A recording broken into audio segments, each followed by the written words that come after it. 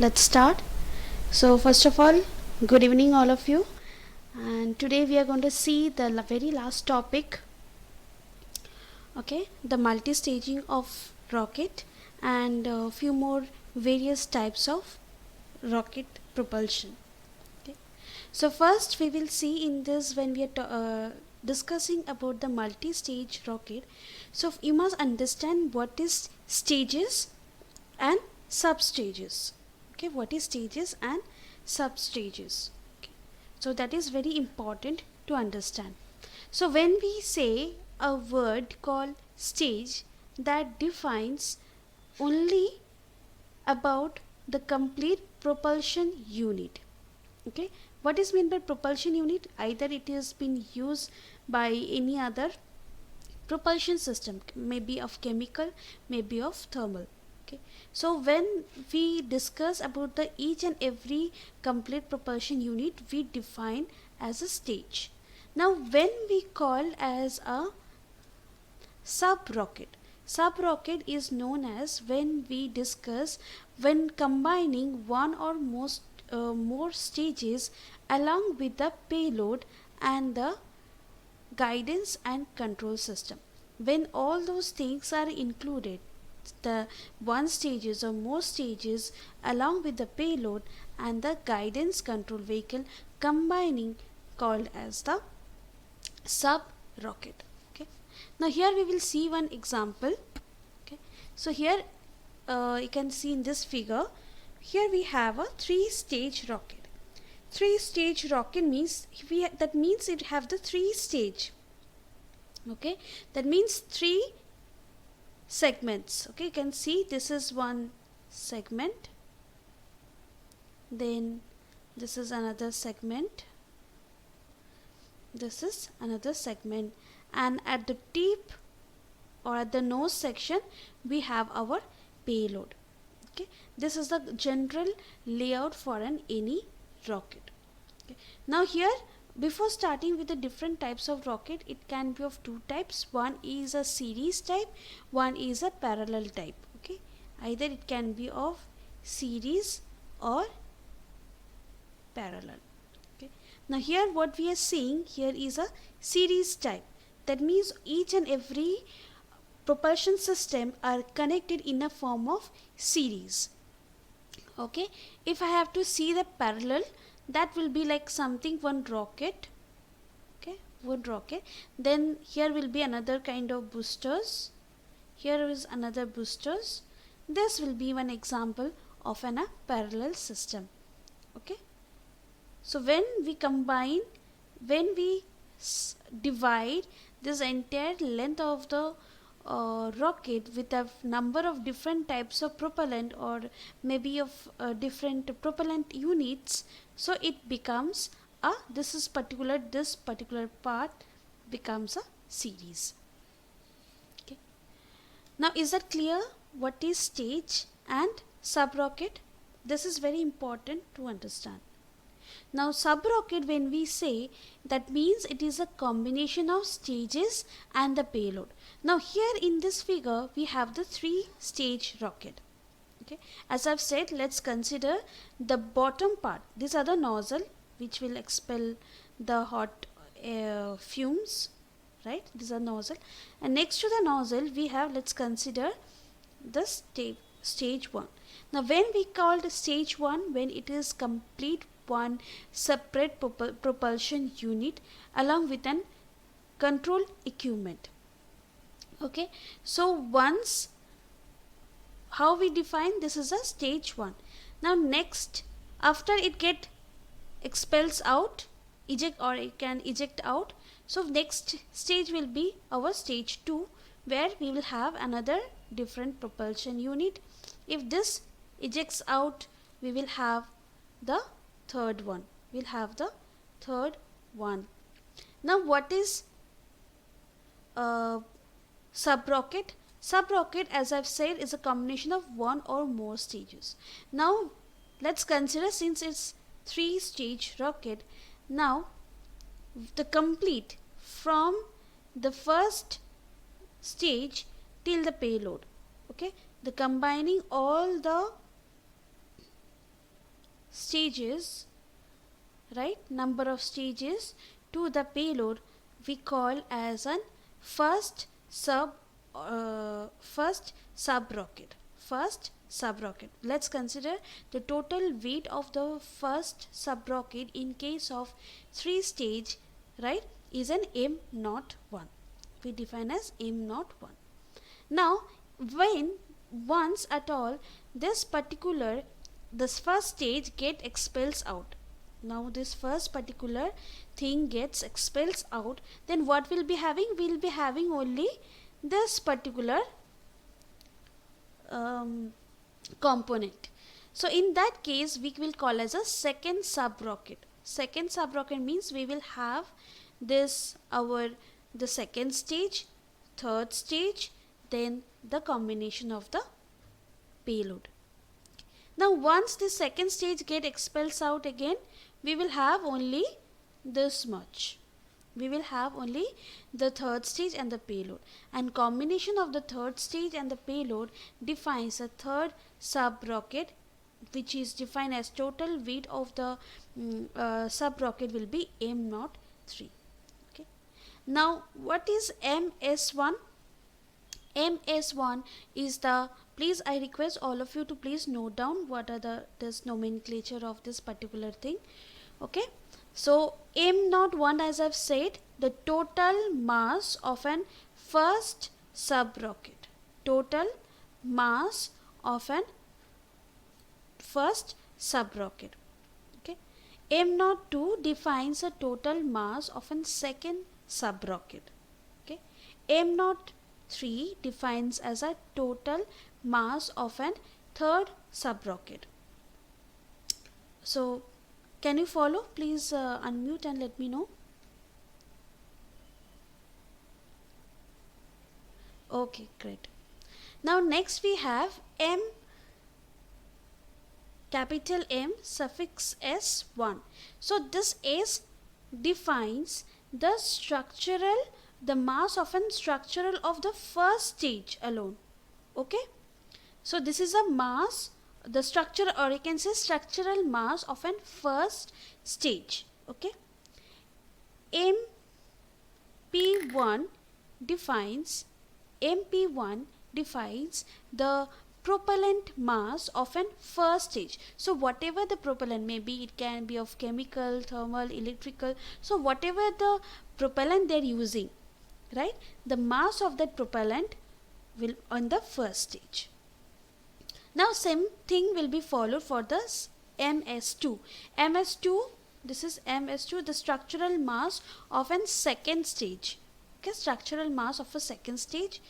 MP2 means the propellant mass of a second stage. MS3 defines the structural mass of this particular third stage. MP3 is a propellant mass of a third stage, and MU defined as an payload mass. Okay, MU defined as an payload mass. Now can you tell me that in an aircraft what are the expected payload? What will be the expected payload? Usually what is to be the payload in any rocket? Anyone? Yes, very good. It's very simple, satellite. Now in this regards I got one more thing, like what is, here we are discussing about rockets, right? What is the basic difference between rocket and the spacecraft? What is the difference between rocket and a spacecraft?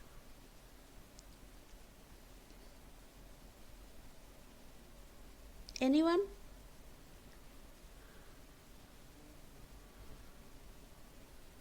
Yes. Okay, so basically the spacecraft has a capability of an re-entry vehicle system, okay, which will eject out from the atmosphere, and again it has a capability to re-enter back to the atmosphere. Okay, so that is what the spacecraft defines. And rocket, once it expels out, it doesn't have any re-entry system. Okay, like it won't be able to come back to the earth, right? So this is the basic difference. And nowadays you have seen recently that SpaceX have designed a reusable launch vehicle, right, which will launch the capsule at some point and again it will come back and land safely, so they can they can count down or cut down the cost of the making their big rocket again, right? So all those things are there. So again, coming back to this, now mu is the payload mass. Now if I have to find out what is the total mass, okay, total mass defines as m naught. Okay, already we have done before, total mass defined as a m naught. So can I say the total mass is that payload weight, okay, payload mass plus then structural mass plus the propellant mass. Okay, now what is me? Me is a empty mass. Empty mass means defined as me when the propellant completely gets burned out, when the propellants completely get burned out. So the remaining which will have is a payload and the structural mass. Okay, payload and the structural mass, that is a empty mass. Okay, right. Now please note down the formulas. Okay, so here let's consider this figure. In this figure you can see that it has been colored with three different forms. Okay, one they have given as a payload, okay, that is, let's consider mass of the payload is mu, then propellant is mp and structure as ms. Okay, now as I've said, to find out the total mass will be combination of this. Now always we consider based on some ratios or kind of fraction. So another fraction is that the payload ratio. Okay, payload ratio. So payload ratio is a ratio between the payload mass by the total mass. Payload mass by the total mass. Okay, please note down the formula. Then called as structural ratio or structural efficiency. Okay, so mostly they use this term called structural efficiency. Okay, it defines a ratio between the structural mass of a rocket by, this is whatever the formula which you are seeing, it is for the single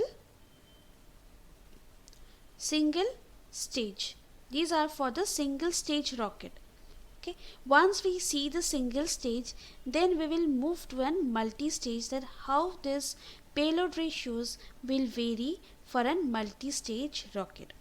Okay, now these are the basic formula for a single stage. Okay, now structural efficiency defines that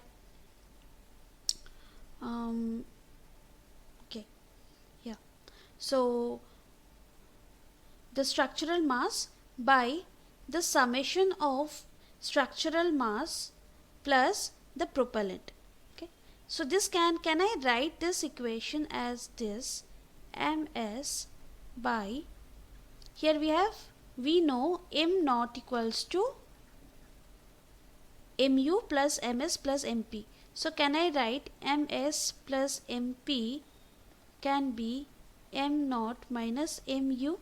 Can I write like that? M naught minus mu. So structural efficiency can also be written like this. Okay.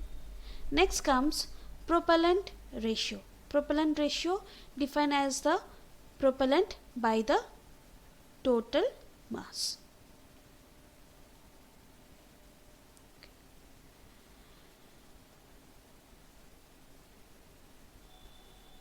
Next we have burnout mass. burnout mass. So what is burnout mass? When there will be only the payload mass, or when we'll have only the payload mass and the structural mass. Okay, already we have discussed this. Okay, now we will see how there is an impact between this all those ratios, that is a mass ratio, payload ratio, structural coefficient or structural efficiency we can say, and the propellant ratios. Okay, now first we will see the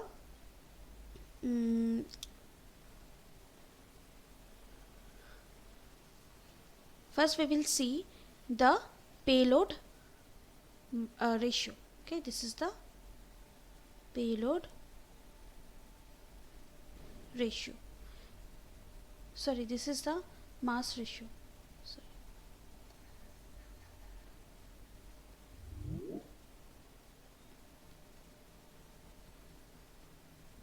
So mass ratio already we have discussed, studied.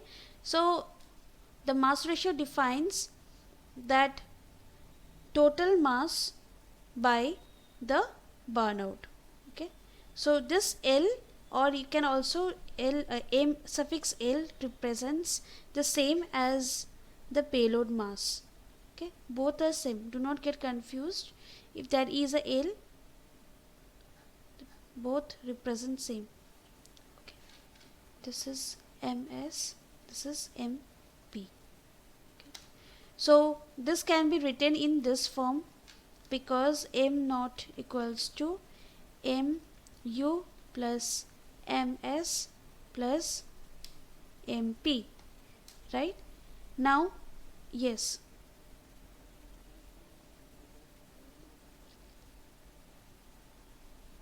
M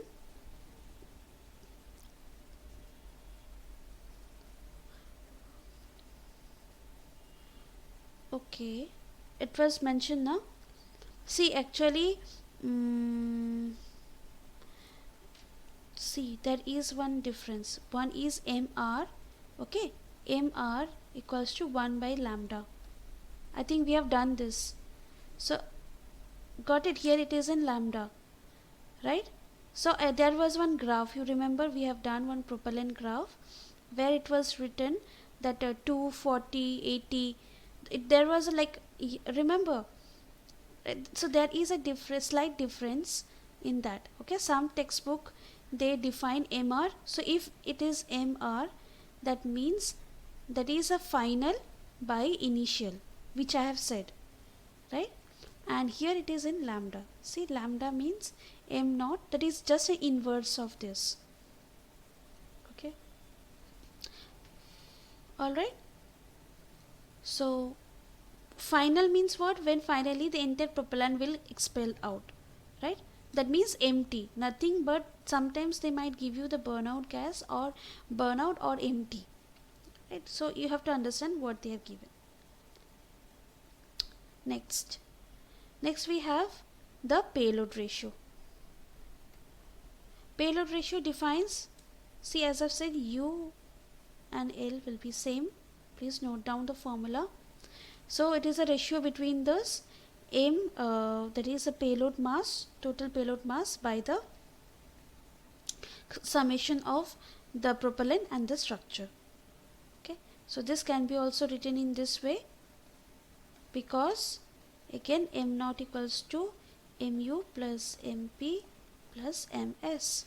So MP plus MS will be giving you M naught plus MU.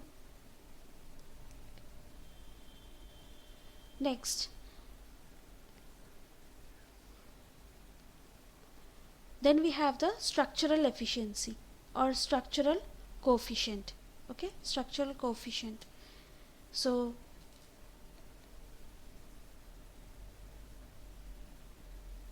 the total mass by P plus MS, right? So we know M naught equals to MU plus MP plus MS. So P minus plus ms becomes m naught minus mu. Here we have mb. mb means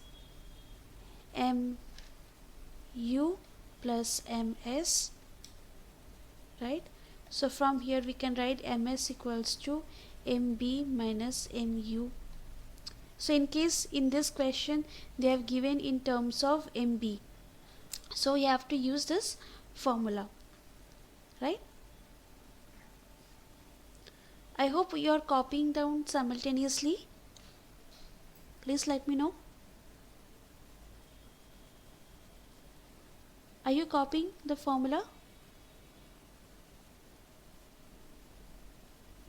Okay. So next we have the propellant ratio. Okay, propellant ratio defined as mp by that is mass of the propellant by this mass of the propellant plus the structural. Again you can write like this same way. So if they have given burnout, okay,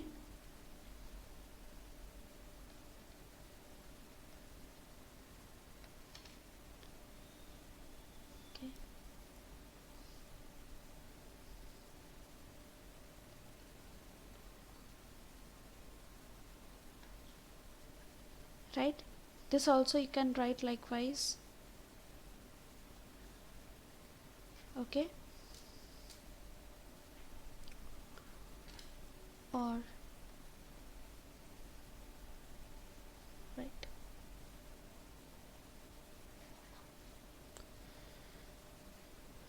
So this is the overall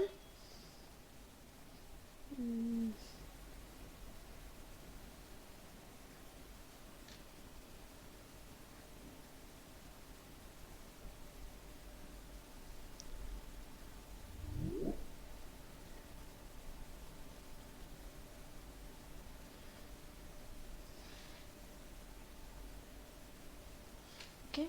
So please note down this final expressions. Okay, sometimes they will give you the ratios. Lambda means the propellant, lambda means payload ratio. Okay, epsilon means structural efficiency or coefficient. Okay, tau represents the propellant ratio.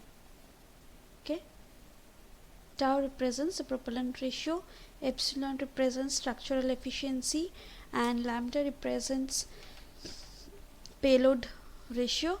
Capital lambda represents your mass ratio. Okay, and there is another relation between the propellant and the structural efficiency. So they might give you the small expression, small values, and you using this formula you need to find out. Okay, now you must remember how they are, the values, or the value should be ranging from how much to how much. Okay, so this kind of question also they can ask. So you remember, this is again mass fraction. Okay, mass fraction, which I have said is inverse of lambda, so which should be ranging from 2 to 10. Okay, mass ratio should range 2 to 10. Epsilon represent structural efficiency or structural coefficient, which must range from 0.08 to 0.5. Okay, this is the structural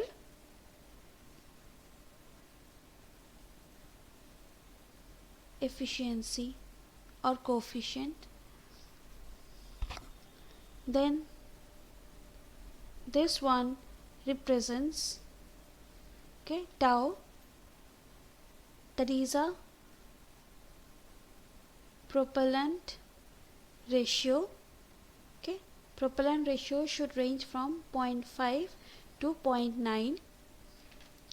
Then comes lambda represents payload ratio, which should ranges from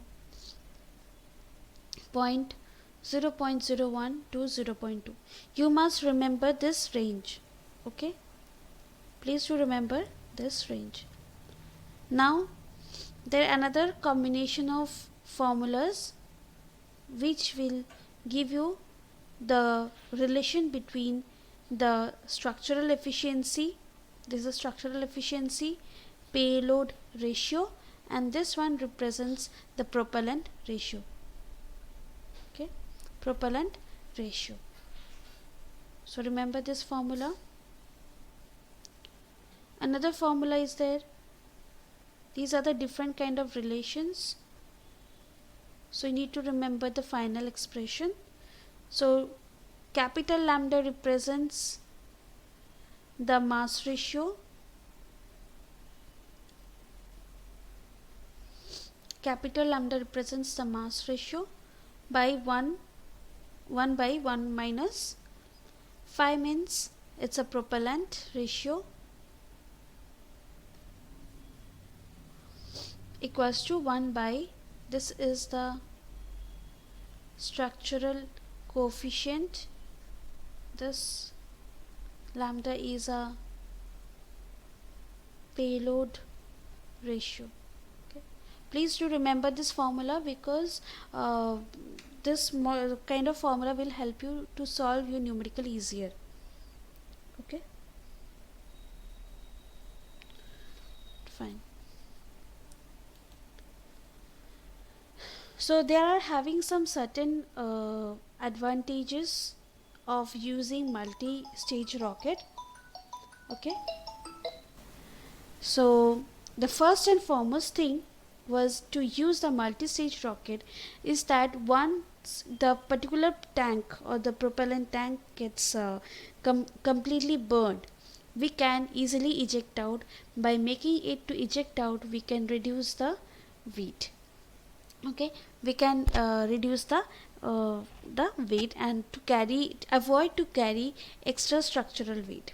Okay, that is a main advantages of this multi-stage rocket. Okay, then there are some disadvantages in the multi-stage. What it happens, we need to carry additional components, right? Multiple different kind of systems. Okay, so which can in addition helps to increase the weight. Okay, so there are some advantages and disadvantages. So these are theoretical one, you can look into it. Now coming to a very important, that how this numerically we express this M01, M02 and M03. Okay, so first of all, as I've said, M01, right, we have decided M01. So what is M01? As I've said, total mass of an first sub rocket. Okay, first sub rocket. Now before starting with this M01, I will start from M03. Okay, so what is M03? M03 is a sub rocket. Okay, total mass of a third sub rocket. Okay, so which that means that from this particular point to this particular point, right? Now what are the things we have here? Total mass. First of all, we have the structural mass of this particular stage 3, structural mass. Then we have the propellant mass of this stage 3, plus we have the payload mass. Okay, so combining this we will get a third sub rocket, which defines the total weight of an third sub rocket, defines that propellant of the third stage, structural mass of third stage, and the payload. That defines the total mass of a third subrocket. Clear? Is it clear, this part? Please unmute and let me know. Okay. Now moving to the next. Okay. Moving to the next is a second subrocket. Second, that is a M02. That is a total mass of a second subrocket. That means it defines from the second stage till the nose section. That is till the payload. So can I write like what I can write that propellant, first we have the propellant mass of an particular second stage, right? Then structural mass we have, then this thing, then we have the structural mass of the third stage, propellant mass of the third stage, and the payload. Now combinedly we know that it represents M03. So I can write like this. Okay, that is MP2 plus MS2 plus P3 plus MS3 plus the propellant. Now combinedly we know that it defines M03. Got it? Similar way we will find out the total mass of a first subrocket. Okay, so how you can find? That means it's starting from here till the tip, that is a payload section. So what we'll have, first we have the first stage. First stage, what we have, the propellant mass for the first stage, then structural mass for the first stage, then we have propellant mass for the second stage, then structural mass for the second stage. Again we have the propellant mass for the third stage, structural mass for the third stage, and the payload. Okay, now we know combining all those things, right? All those, now this one I can represent as M03. Now combinedly from here to here I can represent M02. So MP1 plus MS1 plus M02, M02. Clear? Now what kind of question you can expect? They will give you some figure, they will give you some of the values over there. They will ask you find out the third subrocket, a total mass of a third subrocket. So you must know that what that defines as mean by the subrocket, the second. Now this is a 3-stage rocket, right? Now they can give you the multiple different types of stages, like they can give you 5, they can give you 6, and out of that you need to find out that. Or they can also ask you that find out the total mass of the rocket, right? So accordingly you need to find out. So, or they, in some of the question they have framed in this way, they have given all the values. They have given all the values, that stage 1, stage 2, stage 3 and everything, they have given the value. And they have said that this first stage has been expelled out. Okay, at some altitude the first stage has been expelled out, and after it expels out, what will be the total mass of the rocket? That means in that case question they have asked the first stage has been ejected out, right? The total mass will be only from here to here. You need to give the answer only from here to here in that case, right? You need to calculate, sum up all the values, and you have to give the answer, right?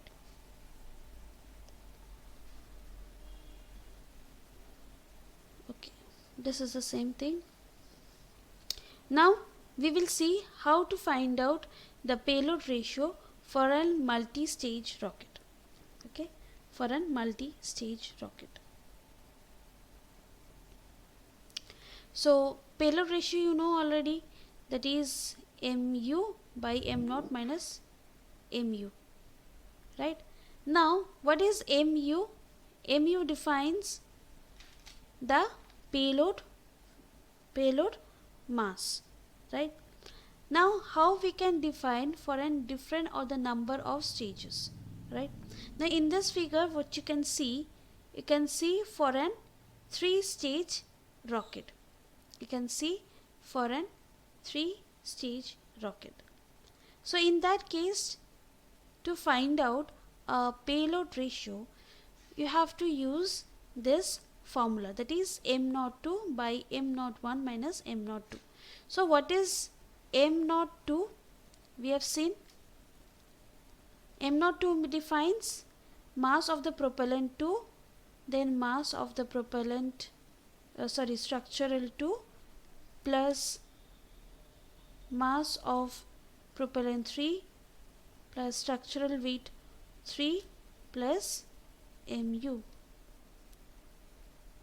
Or I can write in this way, that mp2 plus ms2 plus m03.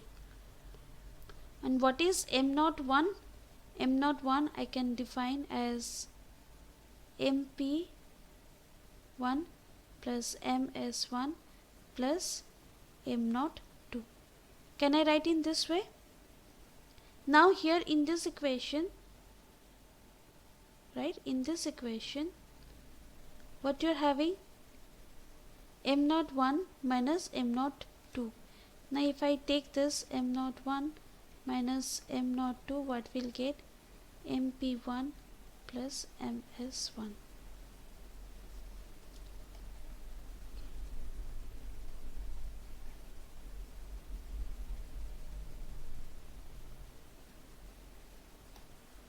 Okay, this also we can write.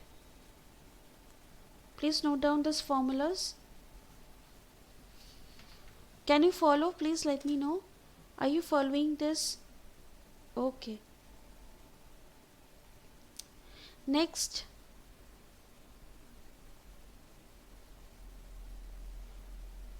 okay, another very important thing. This is the payload ratio when we are considering for the first stage. Okay, that is very important when we are considering for the first stage. This is the formula when we are considering for the first stage. Next, this is the formula when you are considering for the second stage. When you are considering for an payload ratio for an second stage. So second stage, this is the formula. Okay, m02 equals to, that means the first one has been expelled out. Okay,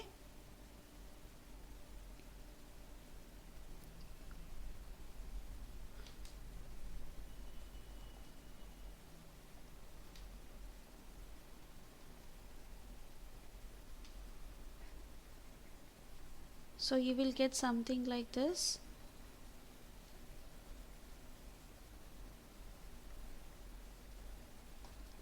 Right?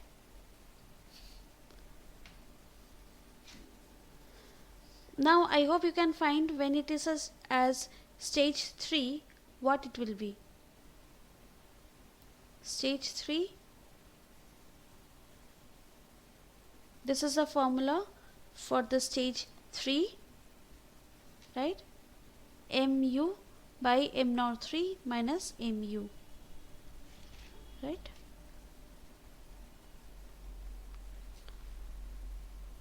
P3 ms 3 plus mu m03 minus mu defines mp3 minus ms3.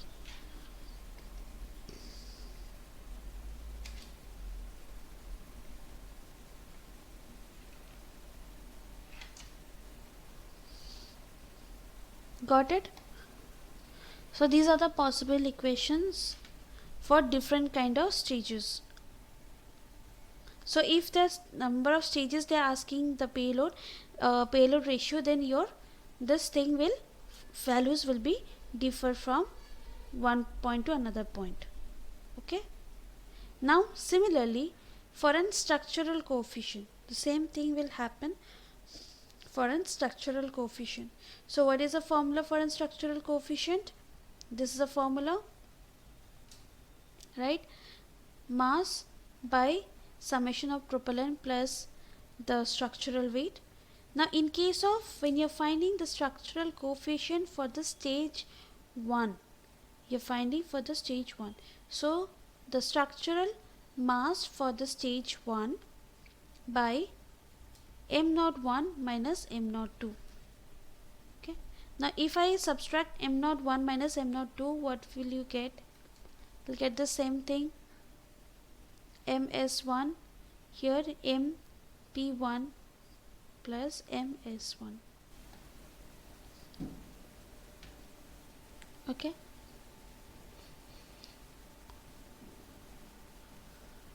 Next, stage 2. Stage 2 also same thing. When you're finding the structural coefficient for the stage 2, right? Stage 1 has been expelled out.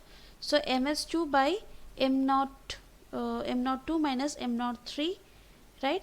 Or it can be also written as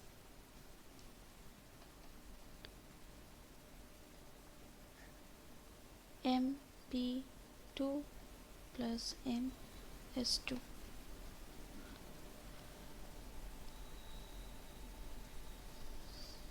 Stage 3 will be like this. ms3 by mp3 plus ms3, right? Next, okay. Now this is the characteristics of how the payload ratio varies with the mass ratio. Now please tell me what this curve represents, what this curve signifies. What are the facts that you can bring from this particular graph?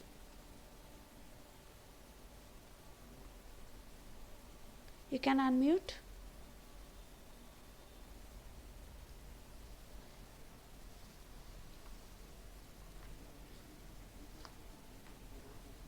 Mass ratio. Mass ratio decreases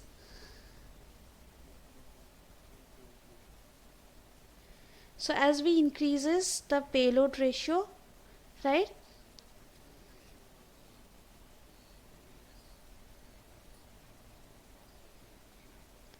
Okay.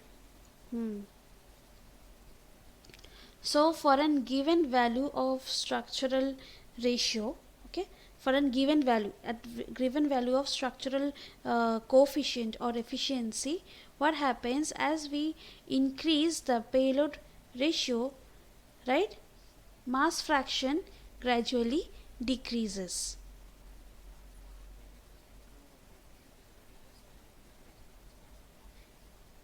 When the structural, yes, as the structural ratio is less, right, at a certain amount of less value, at no, we can bring out in this way, at an given payload ratio, okay, because we have to give another term constant, at a given payload ratio, okay, by changing the structural ratio decreases, we can attain the maximum mass ratio. Okay, and here the mass ratio which we are discussing, as you asked, that is a difference between mr and lambda. Okay, it is just reverse. So when I'm talking about mr, that means it is a ratio between the final to initial, or I can say burn by total. But lambda, here they are discussing about lambda, okay, mostly they are considering lambda. So that's lambda represents, that's m0 by mp, which is always ranging between 2 to 10. Okay, right? Now as here they have said, this lambda, this mass ratio, they can also ask in inverse pattern. right? This is a ratio which I said, it is a total mass. Yes.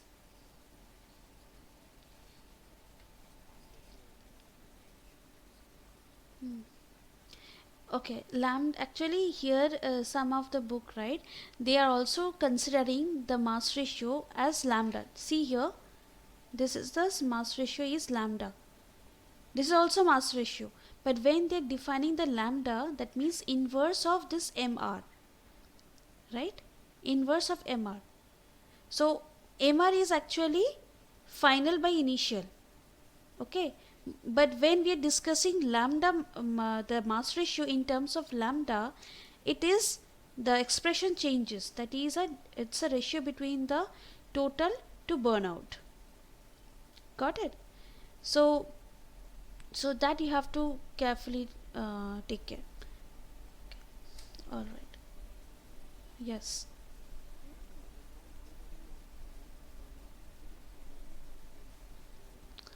Phi, in the sense you are asking about the propellant.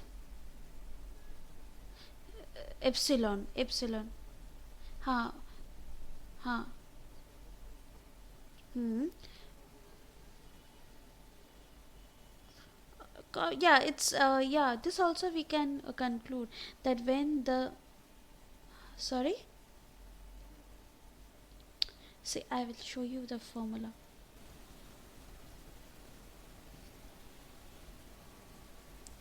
You remember this equation, this particular equation, where it gone, right? This is the equation with an your this mass ratio, your payload, and your structural, right? So when you substitute that, they have their particular ranges. All that also I have discussed. They have their particular ranges, if you see, right? So the design of a rocket engine has to be made in such a way that when the structural maximum structural efficiency can reach to zero point 0.5, right? Beyond that, it cannot increase. If it increase, then we won't be getting the well defined structure. There will be maybe some error, right? It may not satisfy. Okay. Yes. All those things will be there. So that's why once we like once we go near to the extreme point, it will start it to become constant, right? There won't be any variations. Okay, that will not follow. So that's why this is the range. And if you see here in this graph, it is also given to maximum as 0.5. Can see that? 0.5. And mass ratios are approximately, they've considered till 9 to 1, right? And we know this, it should start from 2. Yes, so almost it is equivalent to 2. See, right? All that combines with that ratios.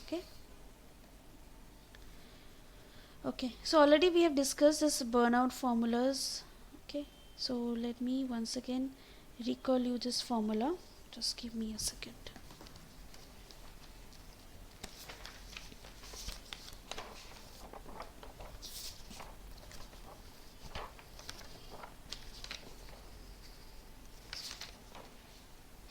I have given you the formulas, right? Have I given you the formula? Burnout. Yes, please. Yeah, just one second. I will give that formula.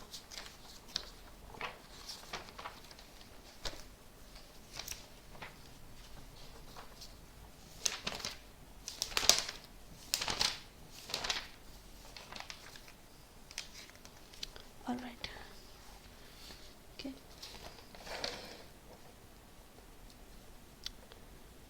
First of all,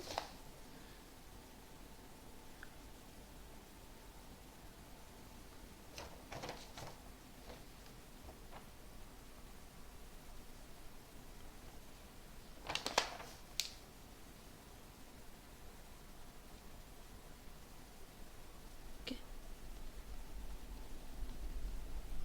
this is altitude gain during rocket flight. Okay, altitude gain during rocket flight. So this will be the formula. The velocity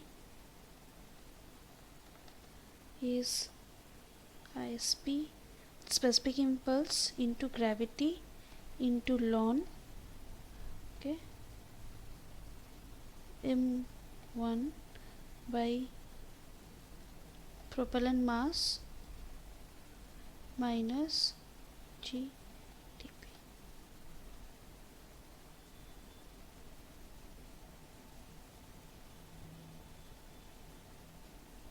Okay,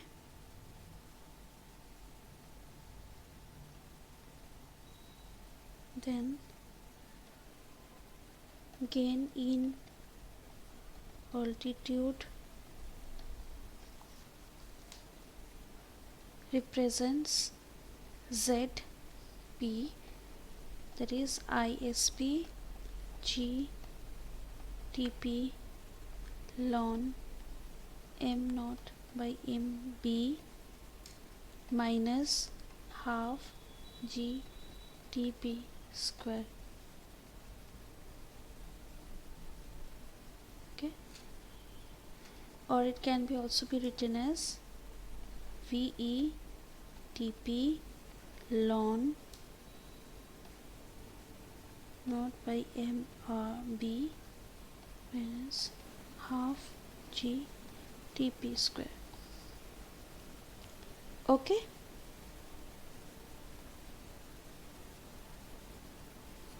yes, TP is that propellant burning time, okay, or burning time, and VE, yes, VE already I have discussed. If they are giving separate formula for an effective exhaust velocity, then you have to use effective. If both the effective and the exhaust velocity is same, then you have to use that value. Okay, effective exhaust velocity.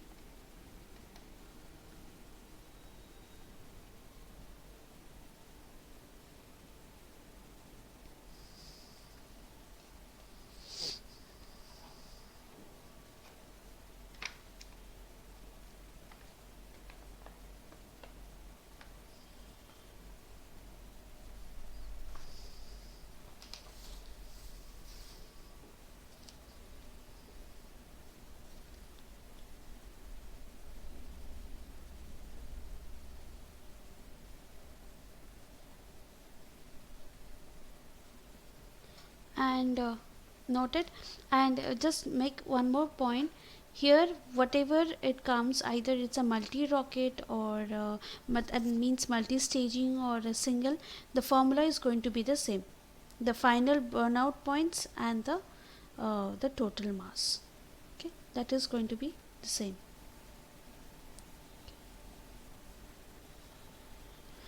So we will solve some of the problem.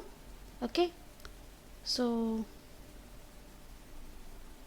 first question, rocket engine nozzle has a throat area 18 centimeters square and combustion chamber pressure is 25 bar. Specific impulse has been given. The rate of flow of propellant is 44.145 Newton second inverse. Find out, determine the thrust coefficient. Second, determine the propellant weight flow coefficient. Then specific propellant consumption and the characteristic velocity. So I hope you remember the formula.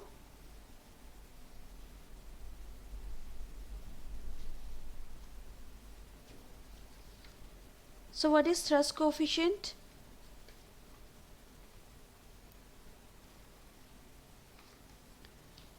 What is thrust coefficient? Anyone remember the formula?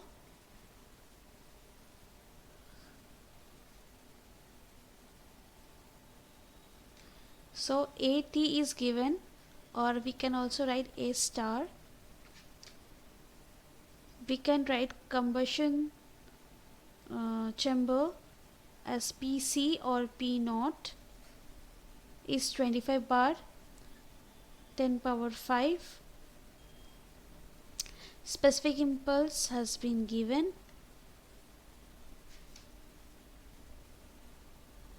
The rate of flow of propellant is given.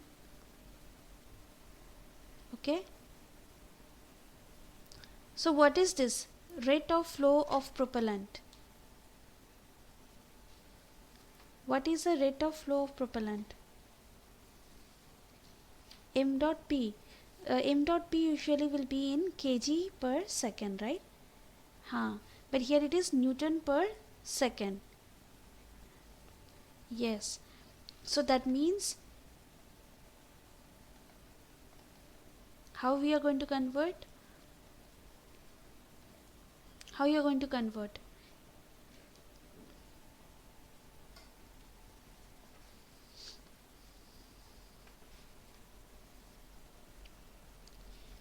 So it is in Newton second, Newton per second. How you are going to convert in kg per second? What you are going to do? Okay, how you have done? Yes, very good. You have to divide by 9.81. So you are getting 4.5. Yes, kg per second. Okay. Now you need to find out the thrust coefficient, that is CF. Okay. So what is the formula for CF?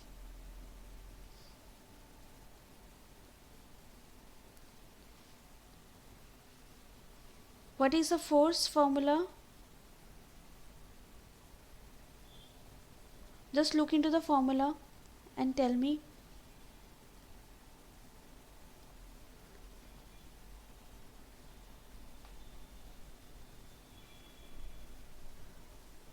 Just look back to the formula.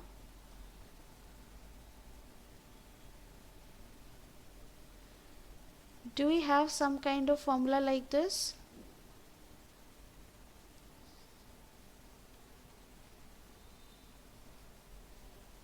Right? Right? So what this is value we have. This value we have. How to find out the thrust? How to find out thrust? What is thrust? Okay, leave the thrust. What is specific impulse? Force by what? M dot P, right? So you know the specific impulse, you know the rate of flow of propellant. You can find out the F.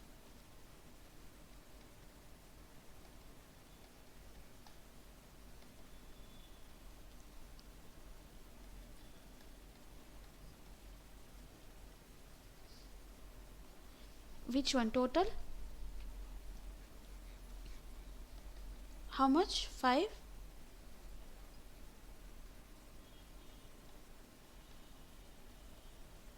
Right?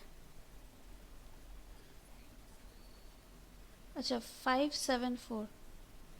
Okay, 574.0 Newton. Okay.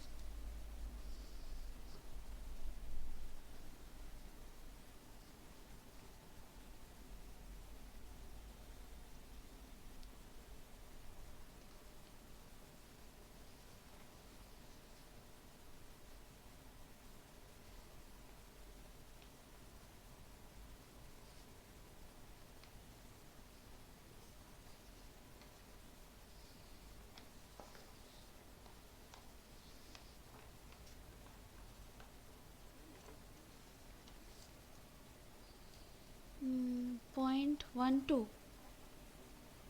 All are getting the same answer. Okay, okay.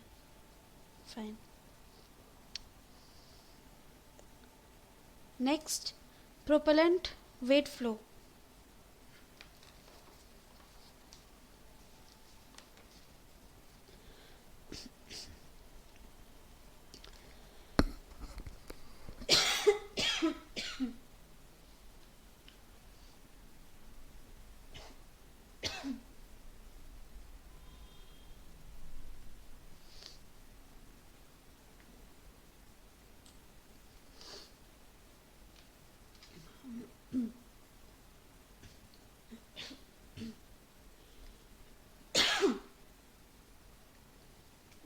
formula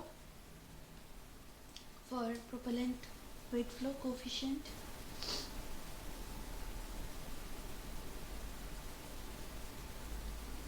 You will be having something like that.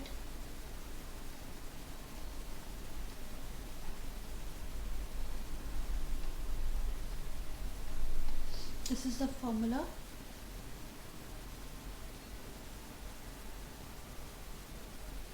This is the formula for propellant weight flow coefficient.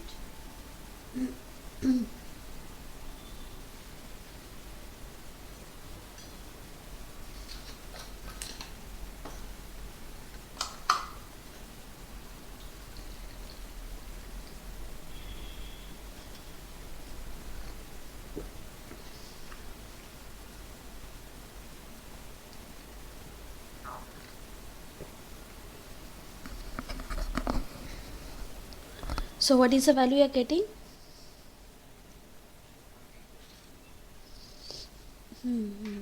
Exactly. After substituting, you are getting 9.81 into 10 power minus 3 second inverse.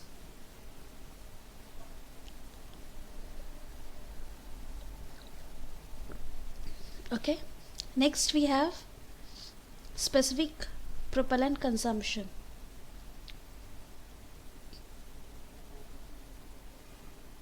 Very good.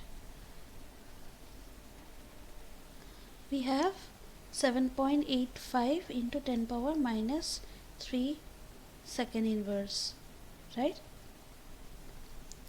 Then we have characteristic velocity.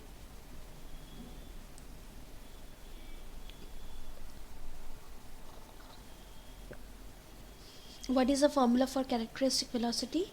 We define by C star. Yes, please. Formula is simple, like SFC formula is, you can CW by CF, you can write.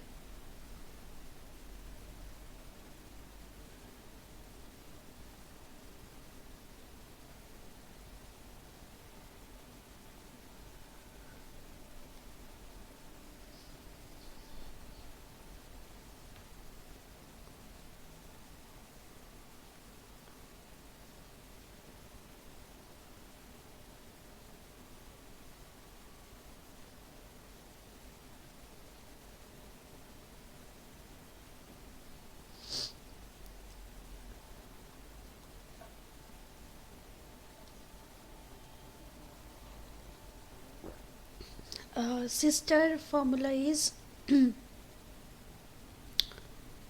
a second.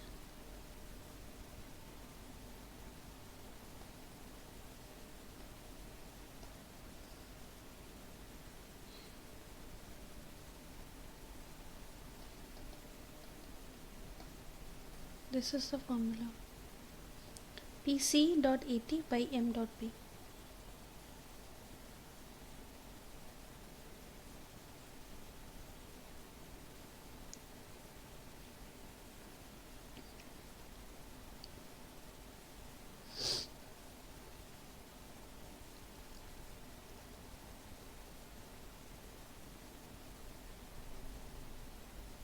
Yes. Right? Are you getting the same answer, all of you? That's great. Okay. There is another similar kind of problem. Okay. In an effective jet velocity from a rocket is 2700 meter per second. Forward flight velocity is 1050 meter per second, and the propellant consumption is 78.6 kg per second. Calculate the thrust and the propulsive efficiency.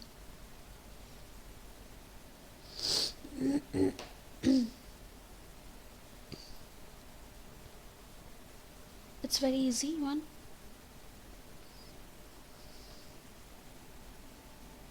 Find out and tell me the answer.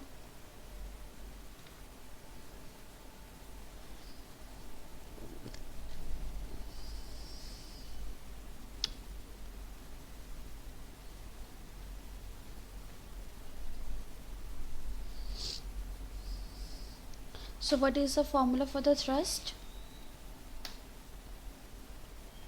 M dot V into VE, right? So here which one is a VE and VA? Which one is VE and which one is VA? And this is VA.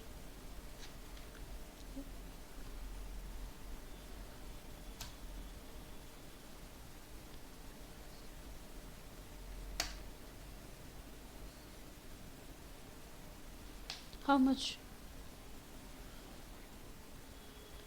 Okay.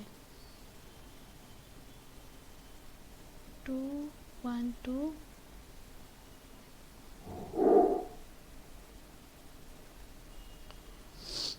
Next we have propulsive efficiency. What is the formula? 2 alphas 2 alpha by 1 by alpha square. And what is alpha? Alpha is VA by VE. Alpha equals to VA by VE.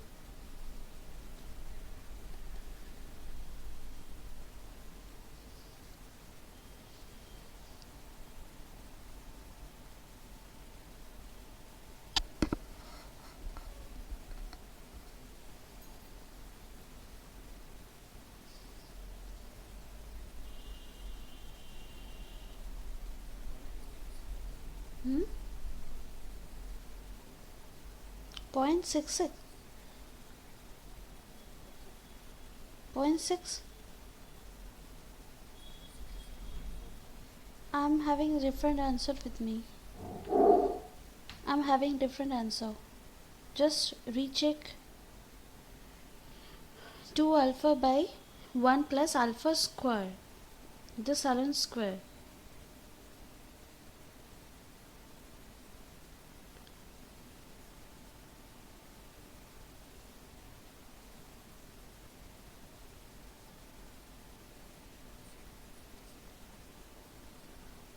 I'm having 0.8%.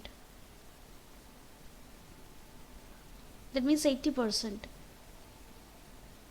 How is it?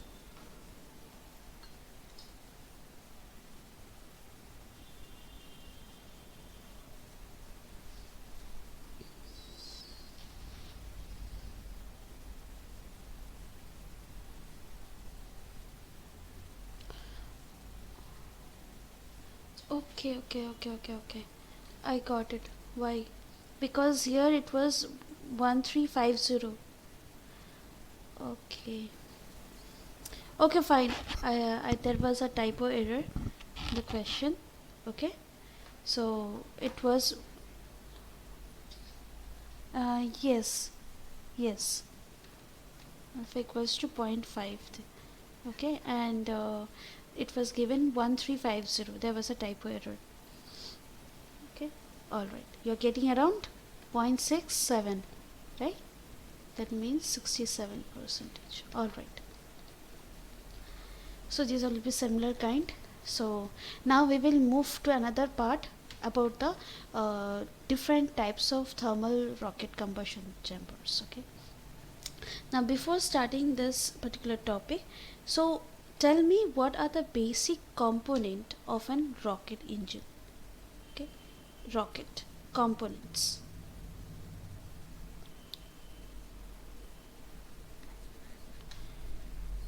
No, that is not a component. What are the basic component? When I talk about component, these are the like tanks, these are the propellants. Okay, they will be having liquid oxidizer, and that will be the propellant, liquid propellant. Okay, but as in general, what are the components of an rocket? Yes. I didn't get your point. Nose cone. Okay, we have the nose cone, we have the body, right? We have the fins. Okay, we have the tail, right? When we have the nozzle, right? Fins usually will be here attached, right? So we have a different kind of bodies and so on. And now coming to an part of that, these are the basic outlines of the rocket engine. But looking into the internal structure, okay, looking into the internal structure, so this rocket systems can be classified in different types, right? Either it can be a chemical, electrical, nuclear, solar, right? Now each and every systems having its different propulsive units and different components. Okay, now here we will give more importance on an chemical rocket propulsion. Okay, so when we call as an chemical rocket propulsion, it can be classified in three different forms. Okay, one is a liquid propellant rocket engine, second is the solid rocket motors. So already I have said, when we are talking about using the word called liquid, we will call as an engine. Okay, like I have said, liquid rocket engine. If I am talking about solid propellant or using any kind of solid propellant, I will use the rocket motors. Okay, motors. So this for the liquid, this is for solid, and another one is that called as a hybrid. So where we will use both the liquid and solid. Now each in this chemical rocket propulsion, we have a different units for this liquid, solid and the hybrid. Okay, now we will see the basic layout over this liquid, solid and hybrid. Now looking for this liquid, what we have first, we have some tanks. Let me take you. Okay, so this is the basic layout. If I consider, there are two different systems for an liquid rocket engine.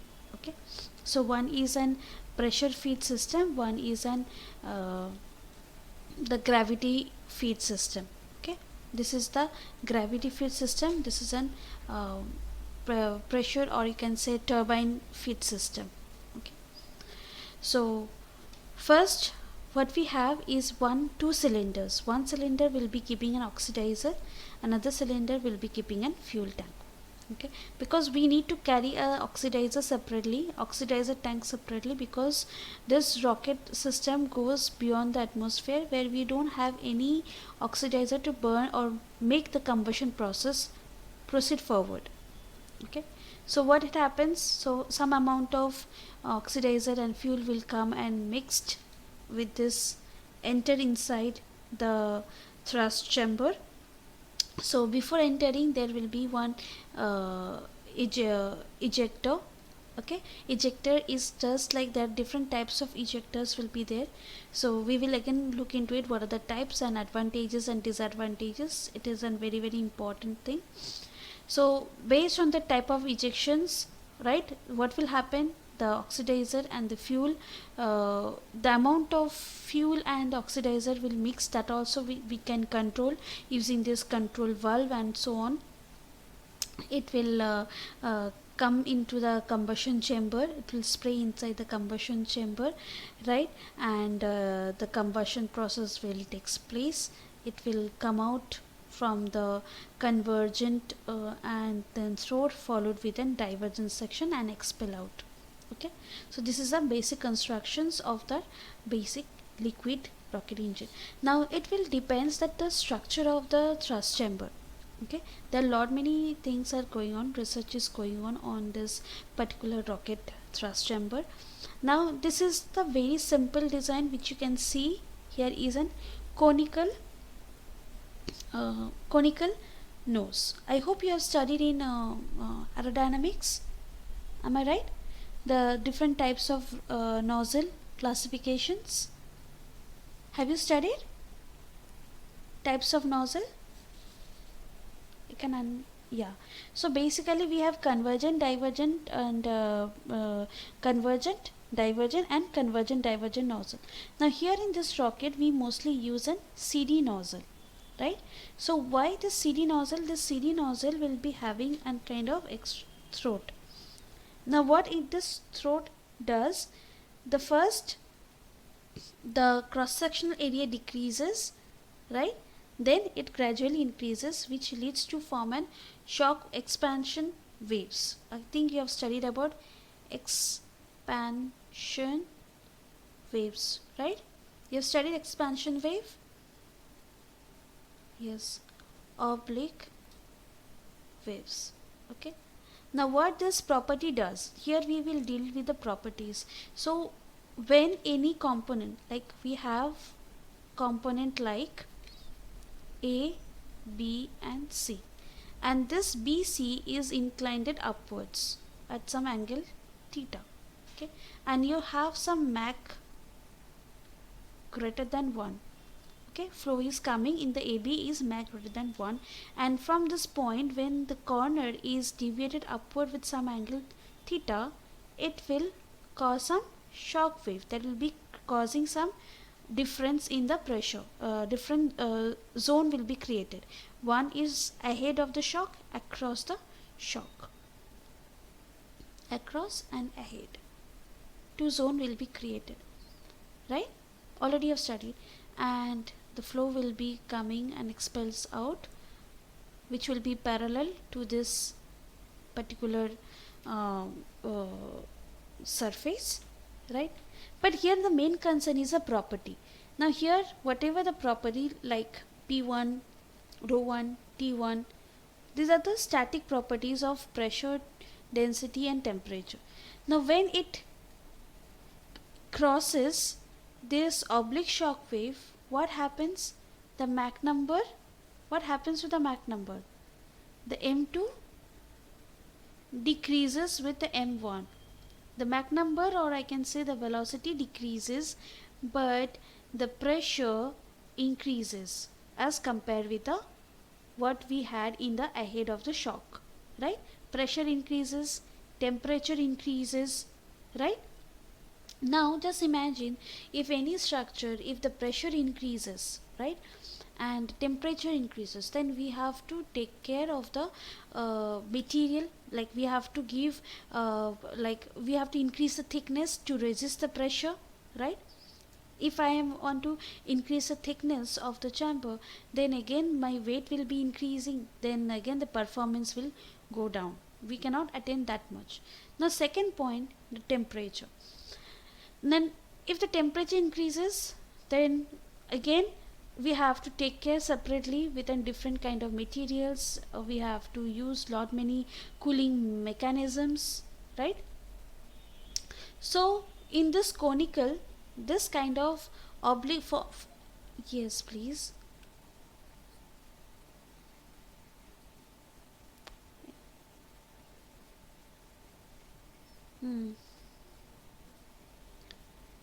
Yes.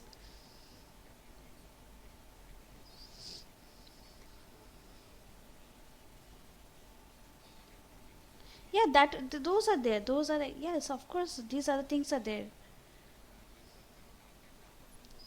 Yes, actually, that is actually already is there. Research is going on. It is there. That is also there.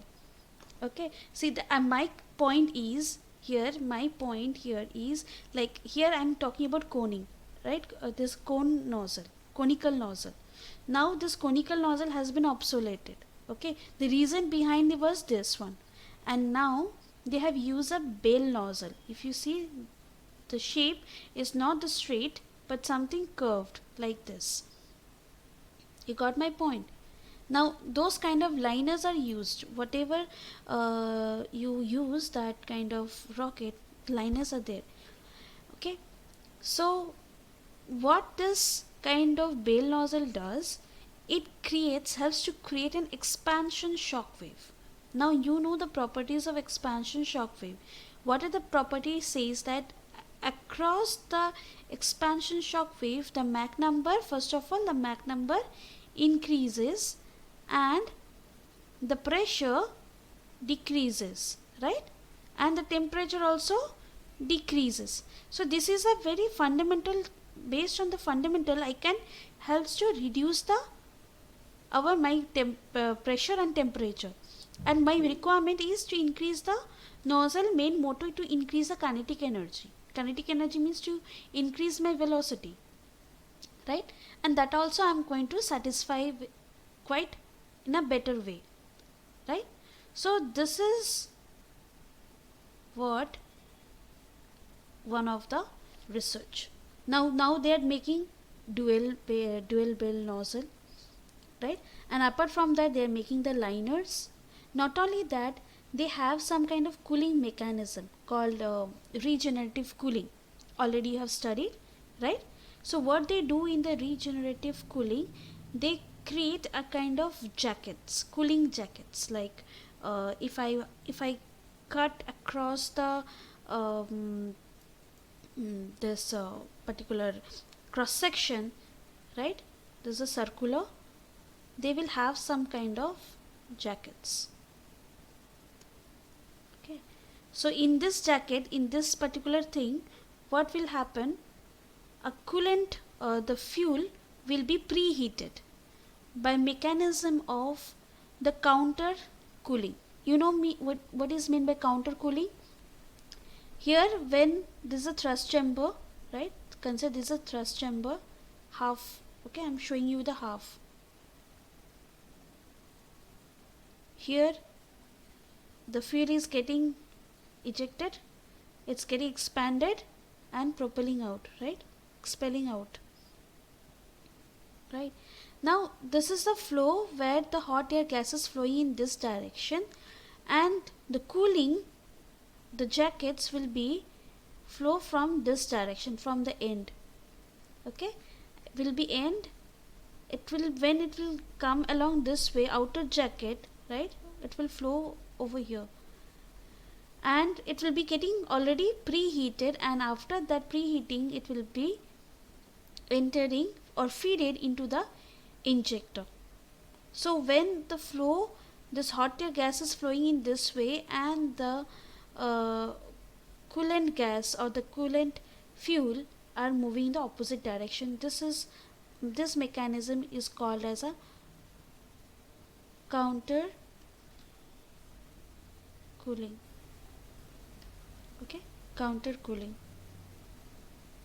Got it? So regenerative heating is nothing but it's more effective when it is a counter cooling, right?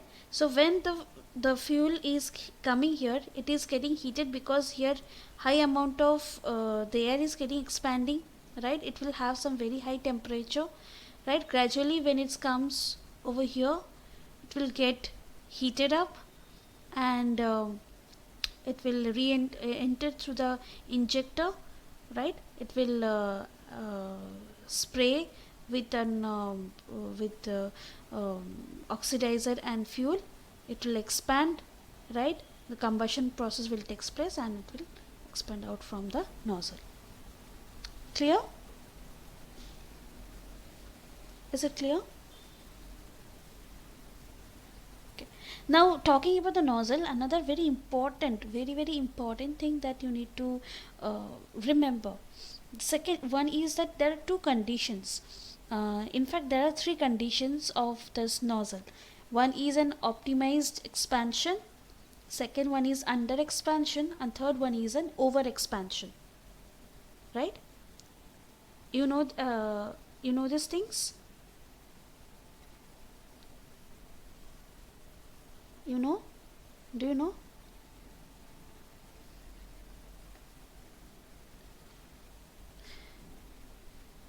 Okay.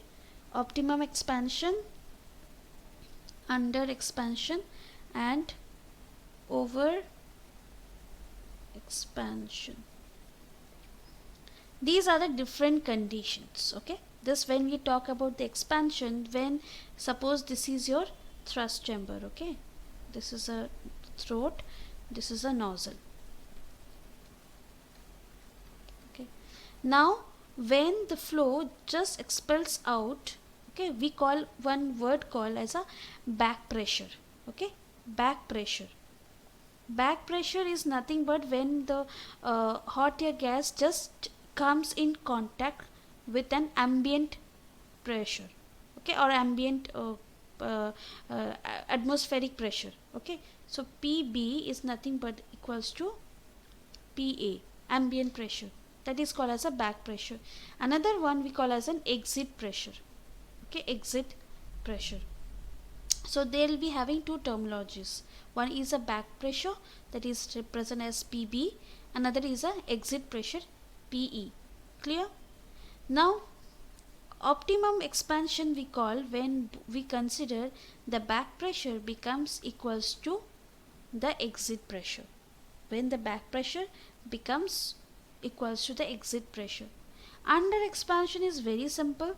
When the back pressure is less than the your exit pressure, right? Under means always something less, so we'll have less than your exit pressure.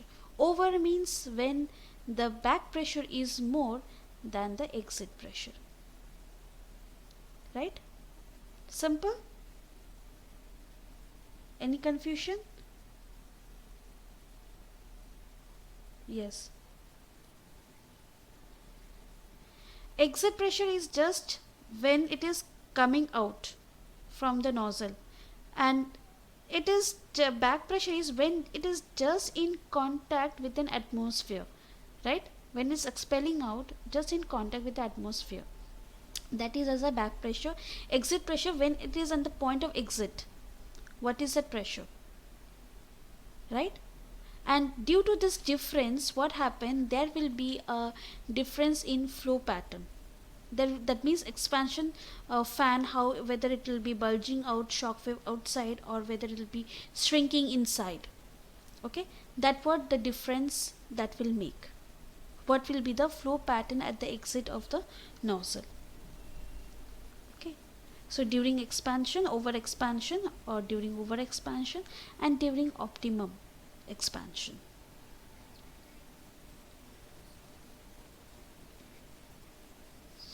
Sorry. Huh? But we don't call PA because like PA we only say when it is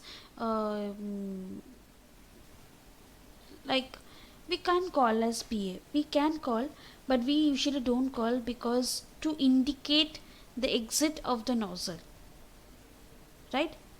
We don't call because when anything ahead, right? If anything ahead, we consider as a PA, right? Ambient when if I am talking about air breathing engine, right? So I consider that when it is the flow is pressure is entering into that diffuser or the compressor, I can consider PA, right? On that time I am not going to consider PB, but in case of rocket or kind of nozzle thing, we consider PB. But though the ambient is same as the back pressure, right? Yes, please.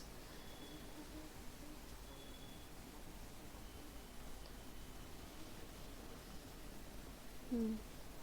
Hmm. Hmm.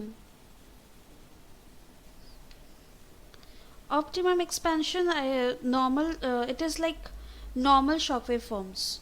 It will be like if the flow, if I have to draw, right? It will be just like straight. Can you see that?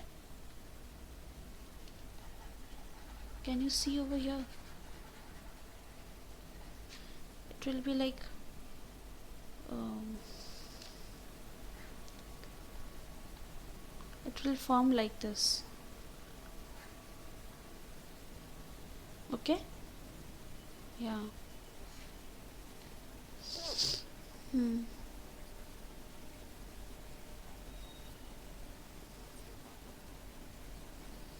Hmm. Normal shock wave is formed. See, it is again, it is all about ratio. I think you have seen the nozzle. There is one kind of figure like this. Hmm. Right? How does change in ratios, it creates an impact, right? During if it is point 5, I just don't remember the number, 0.528, what will be the fraction of the P, and those things. So that 5 to 8, right? Yeah. So that will explain about this, like why, how it is, right? Okay. So nozzle part is done. Then yes, thrust chamber. There are different types of thrust chamber. Contraction ratios are there. There are lot many impacts that takes place, that if the contraction ratio is more, and what should be the constraint for that contraction ratios. Okay, it plays an impact. Okay. Yes, the very important part is that you have to remember the different types of propellant and the combination of propellant. Okay, so these are the different types of propellant that you can see for an liquid engine, liquid propellant engine. Okay, so among this table we can find the combination of this different propellants. From here you can find which one is the highest, which one is a more efficient, we can say. Which one is more efficient? Yes, depending on the specific impulse. Here in this chart the specific impulse is high for the liquid fluorine and the liquid hydrogen. Now what is liquid hydrogen? Liquid hydrogen is a fuel, and the liquid fluorine is the, what is liquid fluorine? Oxidizer. Okay, then second, next one, what is the next? Yes, liquid oxygen and the liquid hydrogen. Then this is a combination of, I can say it's a cryogenic rocket engine. Now what is the difference between liquid rocket engine and cryogenic rocket engine? What makes a difference? What makes a difference?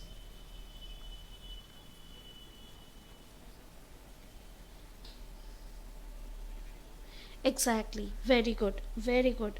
Very good.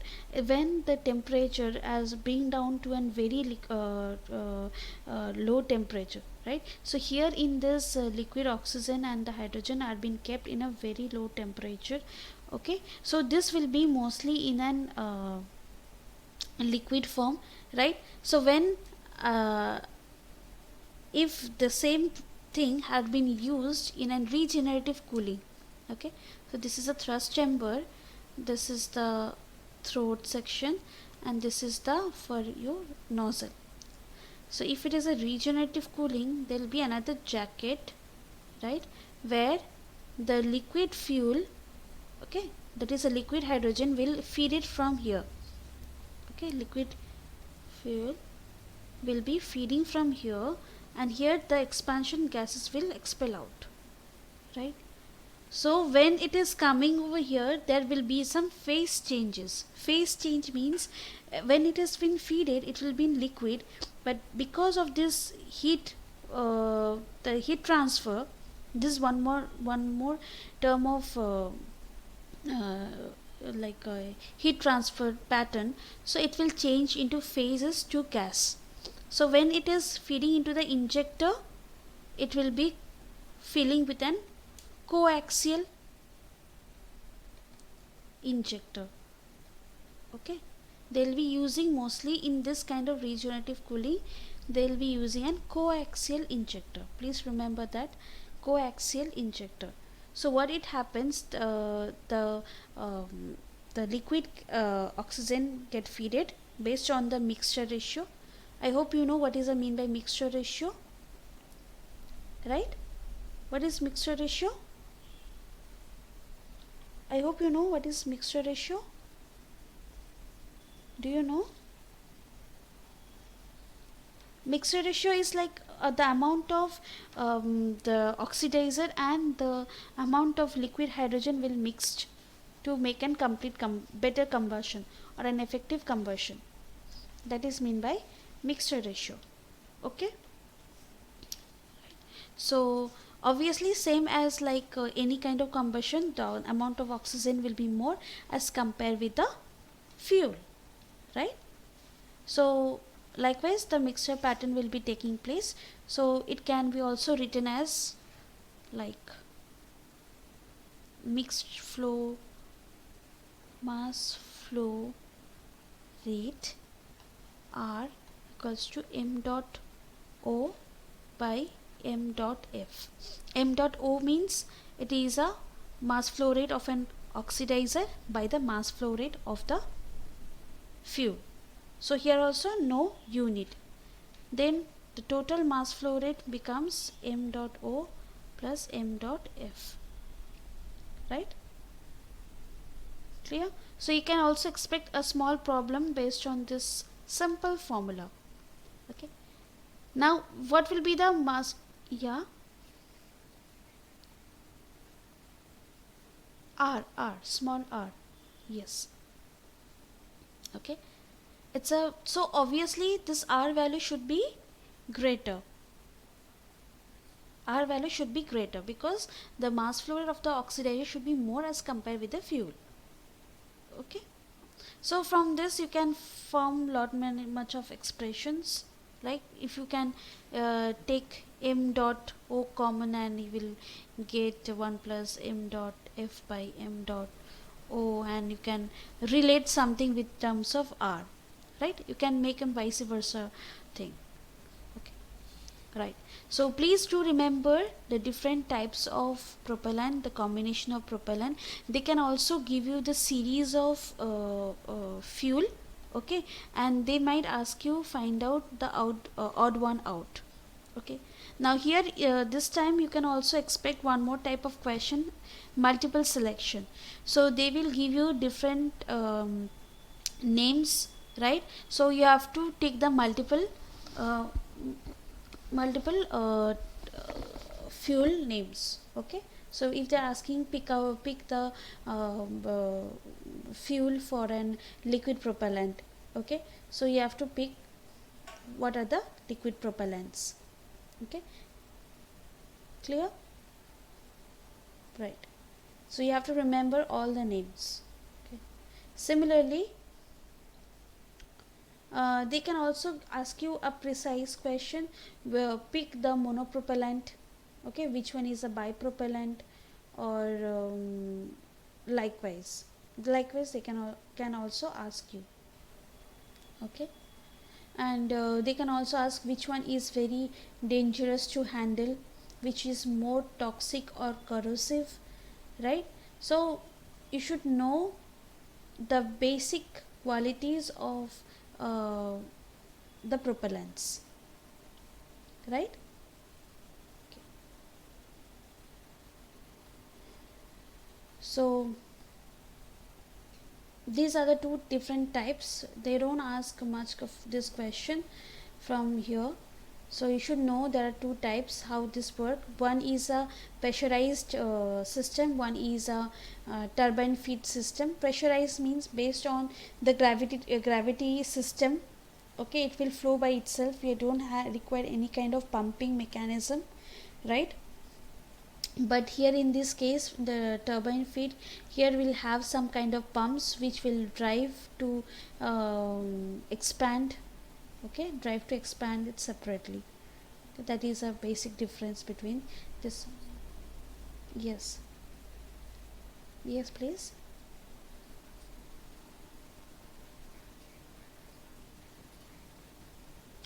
See, we cannot say that how much maximum thing will produce. Okay, the reason behind, whenever you design a rocket, okay, whenever you want to design a rocket, the design of rocket will depends on that how much amount of thrust you want to produce. The first and foremost thing is to decide how much amount of thrust you want to produce, right? So based on the thrust you want to produce or you want to create, then only other parameters will come into the picture. Otherwise you cannot say that that how much amount of velocity will be produced in bale and how much will be produced in the conical, right? We cannot judge by that, because based on the amount of thrust will be produced, once you decided, you will know which propellant you are using, then how much mixture ratio you're using, then only the velocity will come to the picture. You got my point? Okay. Yes. Hmm. Hmm. Hmm. Hmm. Hmm. Hmm. Hmm.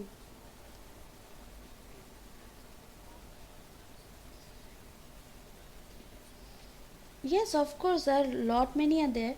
So basically, my research was on designing, making an cryogenic rocket thrust chamber actually, and I have also made. I think a few days back, Kishan sir have made a post. I have manufactured one thrust chamber. Have you seen that? No, that was not 3D printed. That was based on the complete milling process, like how usually the thrust chamber are made. Okay, so that was I have done. So what you can do, there are lot many things you can do on that thing. First one is like a kind of thermal coating on this thing. A very simple thing we have seen. Your bike, sorry.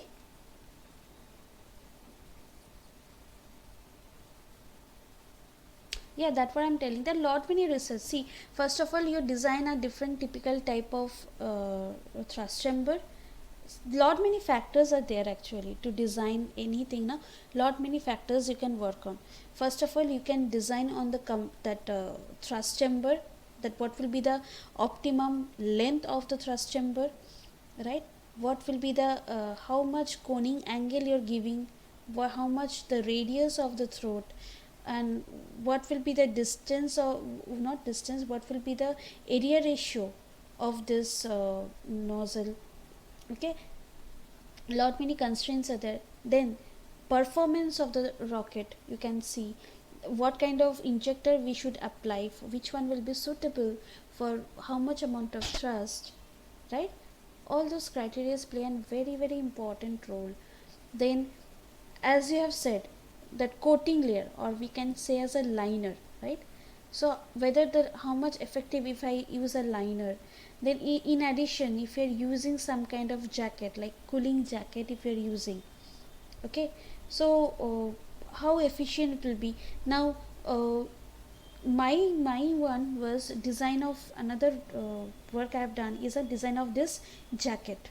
Okay, so the I have made cooling jacket. Yes, it depends. If it is a bell nozzle, no, since it is a curve in nature, it was very difficult to manufacture.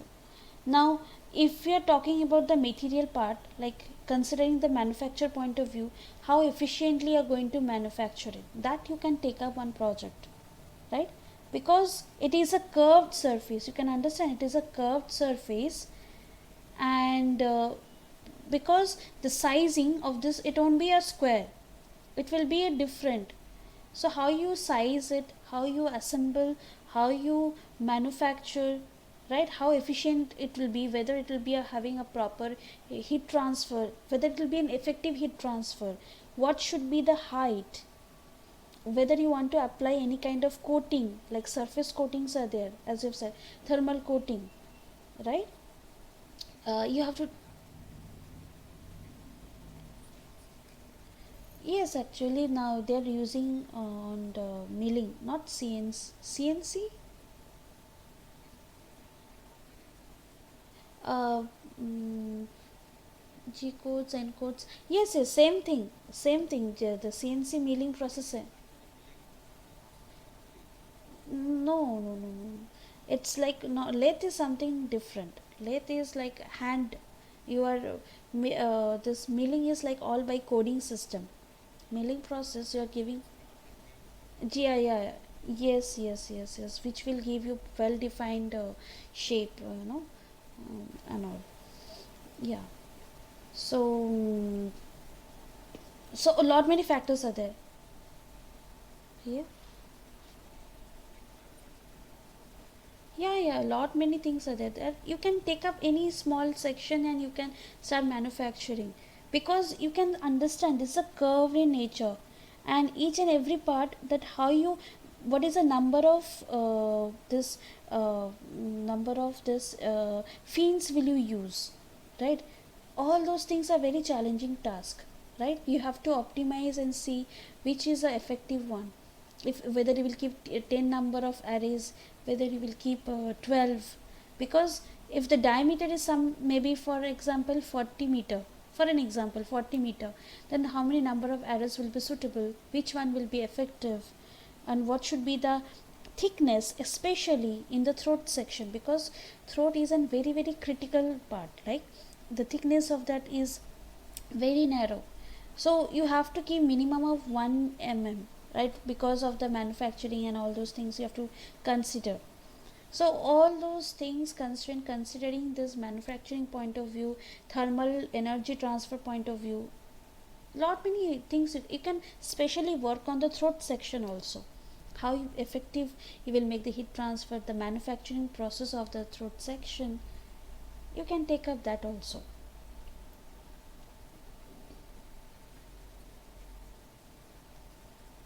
Maximum temperature, again that will be like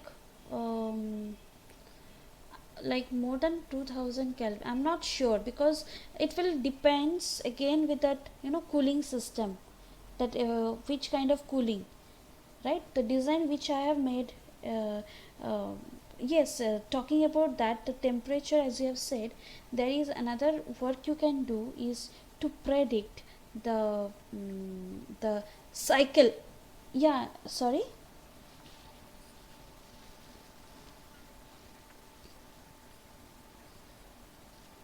Not only that, I was telling about, you can also find out the that life of an rocket engine, you can, how you can extend the life of an rocket engine, that also you can work based on the material, like fatigue cycle is there. Okay, so how that is also in a part of the structure. Okay, that safe life, which he called safe structural safe life. Okay, that also you can work on. The lot many scopes are there.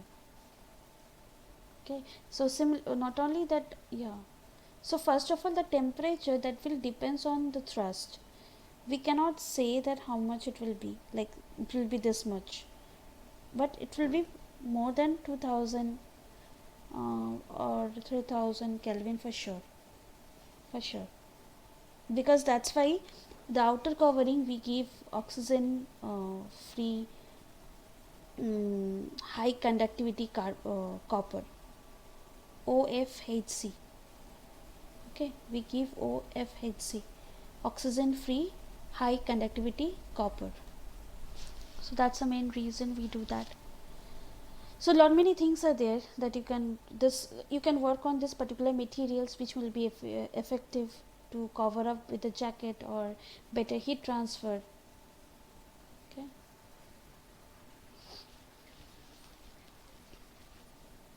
paper, lot many papers are there on this particular topic, and if you're really interested on this particular rocket engine, there is a book called liquid propellant engine by Hazel. uh, I don't know, it will be a something Hazel, something like this. Okay, you can find, it is like liquid propellant rocket engine. I think book itself named like this by Hazel. You can type in internet and you will get lot many informations about it. Ha, Huzel. Okay. Okay. Okay. Yeah. So next, I think it's almost so we can keep one more day for this completing this propulsion. So after completion of this propulsion, we will move to the next subject called structure. Okay, so maybe shall I keep another class tomorrow? Yeah, Thursday we will have it. Okay, tomorrow means I mean to say Thursday. Thursday maybe 1.5 hour I will keep to complete this thing, right? Then Friday we will have another round of mock test. The mock test will complete your aerodynamics and propulsion. Okay, that will be better.